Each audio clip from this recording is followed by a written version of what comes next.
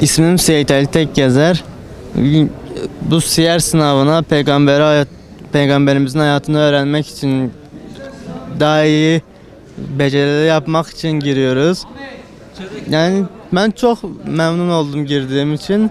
Bütün İslam alemi insanların girmesini isterim. Tavsiye ediyorum. Yani çok güzel bir duygu. Güzel bir başarı elde etmeyi düşünüyorum inşallah. İyi geçti. Siyer yani peygamberimizin hayatını öğrensin insanlar. Onun hayatıyla yaşasınlar ve doğru olsunlar. 12. sınıfım 3. kategoriden girdim. Yani iyiydi, güzeldi. Bazı zor sorular vardı ama yine de inşallah dereceye gireceğiz. Zamanda nasıl zorluklar çektiği, bu din için neler verdiğini, nelerle karşılaştığını, ne zorluklar yaşadığını, işte sahabelerin yaşadığı zorlukları, ya bunları hatırlattı. Biz de çok şükür neden iman ettiğimizi anladık. Allah'a şükürler olsun, Müslümanız. Herkese teşekkür ediyorum buradan, peygamber sevdalarına, bütün emeği geçen herkesten Allah razı olsun. Sınav çok zor değildi aslında. Zor olanlar vardı, onları da çözdük Allah'a şükür. İnşallah dereceye gireriz. Hz. Muhammed'in hayatı bizim için tabii önemli. Tüm insanlığa gönderilen bir peygamberimiz. Son peygamber. O zamanlar insanlar çok caniydi. Faiz, fuhuş, zalimlik, zulüm. Ama Hz. Muhammed doğduktan sonra her şeyi düzeltti.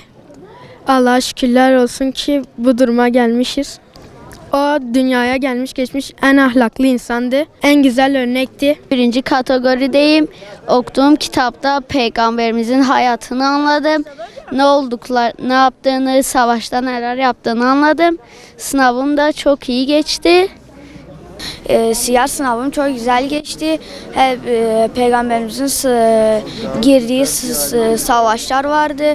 Uhud Savaşı'nda hangi peygamberimizin amcası Hazreti Hamza'nın öldüğü şeyleri anlatıyordu. Hicret yıllarının kaçıncısında neler olduğunu anlatılıyordu.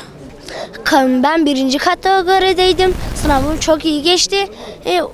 Savaşlarla ilgili şeyler anlatıyorlardı. Böyle bazı sahabelerin ne yaptığını anlatıyorlardı. Cahiliye dönemini anlatıyorlardı. Benim sınavım çok iyi geçti. 2. kategorideyim hocam. Peygamberimizin hayatı siyer yarışması hocam çok iyiydi. Kitapta cahiliye dönemi, peygamberler, sahabelerin hayatları vardı. İyisiyle kötüsüyle daha önce 2 kere denedim, kaybettim. İyisiyle kötüsüyle, boşlarıyla dolularıyla nasibimizde ne varsa olsun hocam. Bugün Peygamber Efendimizin sınavına girdik. Bunu yapan kişilerden Allah razı olsun. Allah hayırlarını kabul etsin yani. Yani sınava girdim. En çok soru benim ilgimi çeken soru Peygamber Efendimizin şeyiydi. Veda hutbesiydi. Veda hutbesinde konuşurken de Hazreti Ebubekir ağlamıştı. En çok dinden bahsettiği için, ölüm zamanı yaklaştığı için Hazreti Ebubekir yani ağlamıştı yani. Sınavım da iyi geçti yani, güzeldi yani. 5. sınıfta, 6. sınıfta girmiştim. Bir de orada da 2. kategorideydim.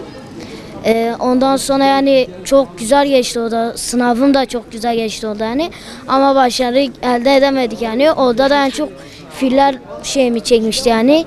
Bilmiyorum 1000 tane 3000 tane ababil kuşu hepsi toplanıyor ve fillere karşı yapıyorlar. Adam yani kendi üstün görüyor ama Allah Teala yapmıyor yani.